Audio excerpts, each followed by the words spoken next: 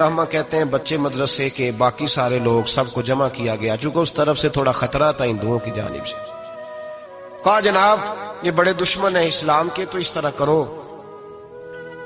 طرح کرو کہ 2-3 بچوں کی ڈیوٹی لگائیں یا کچھ لوگوں کی یہاں رات کو پہرا دیا جائے۔ ٹھنڈ بھی بڑی زیادہ تھی، کھڑا ہونا بھی مشکل تھا۔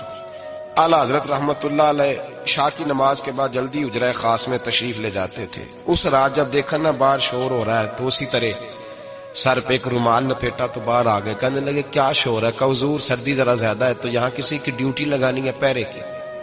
2 منٹ خاموش رہے، پھر فرمانے لگے کوئی ضرورت نہیں، جاؤ سو جاؤ سارے جا کے، کوئی ضرورت نہیں، جاؤ اپنے اپنے گھروں کو، کوئی حاجت نہیں، پہنچ جاؤ۔ کہا حضور مہربانی کرے، وہ طے ہونے لگا تھا۔ فرمایا میری وجہ سے کیوں کوئی ساری رات بیدار رہے؟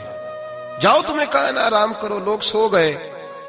صبح فجر کی نماز پڑھ کے اعلیٰ حضرت رحمت اللہ تعالی علیہ جب سیڑھیاں اتر رہے تھے رضا مسجد کی، تو وہ جس ہندو کی جانب سے زیادہ خطرہ تھا وہ سیڑھیوں پہ بیٹھا تھا، مسجد کی سیڑھیوں پہ۔ سب لوگوں کی توجہ ہو گئی، کہنے لگا مولانا میں کلمہ پڑھنے آیا ہوں، مجھے کلمہ پڑھا کے مسلمان کر دو، میں کلمہ پڑھنے آیا ہوں، مسلمان کریں۔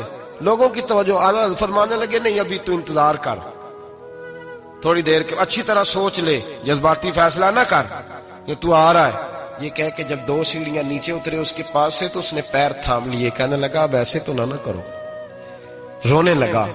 اعلیٰ حضرت رحمت اللہ نے کلمہ پڑھایا، کچھ باتوں کی نصیحت فرمائی، تشریف لے گئے۔ گھیرنے والے گھیر کے بیٹھ گئے، کہنے لگے ہمیں بھی بتا بدلہ کیسے ہے؟ کہنے لگا دیوار گر گئی، آدھی رات تک انتظار کرتا رہا، پہرے دار کوئی نہیں، تو 2 تلواریں لے کر جب میں ان کے مکان کی جانب بڑھا، میں نے کہا آج گردن کاٹوں گا اور کاٹ کر کے نکلوں گا۔ کہتا ہے جب میں قریب آیا تو 2 شیر کھڑے تھے، اوپر سے پلٹ کے آیا تو پھر کھڑے تھے، ادھر سے پلٹ کے آیا تو پھر کھڑے تھے۔ فرماتے ہیں میں 2 گھنٹے کے بعد آیا تو پھر پلٹ کے کھڑے تھے، میں پھر 1 گھنٹے کے بعد آیا، سحری کا وقت ہو گیا تو پھر پلٹ کے کھڑے تھے، اب میں ڈر کے بھاگا۔ کہتے ہیں فاضل بریلوی نے اپنی کھڑکی سے منہ باہر نکالا، کہنے لگے اور کتنا تجربہ کرے گا؟ مجھے تو لاوارث سمجھتا ہے؟ لاوارث ہوں میں، اور کتنا تجربہ کرے گا؟ بس کر مان جا۔ میں نے کہا حضور یہ کون ہے؟ مجھے بتائیے تو صحیح یہ کون ہے؟ تو کہنے لگے میں نے ساری زندگی رسول اللہ کی عظمت کا دفاع کیا ہے، ساری زندگی غوث اعظم کے نعرے لگائے ہیں، ابھی تو یہ مدد صرف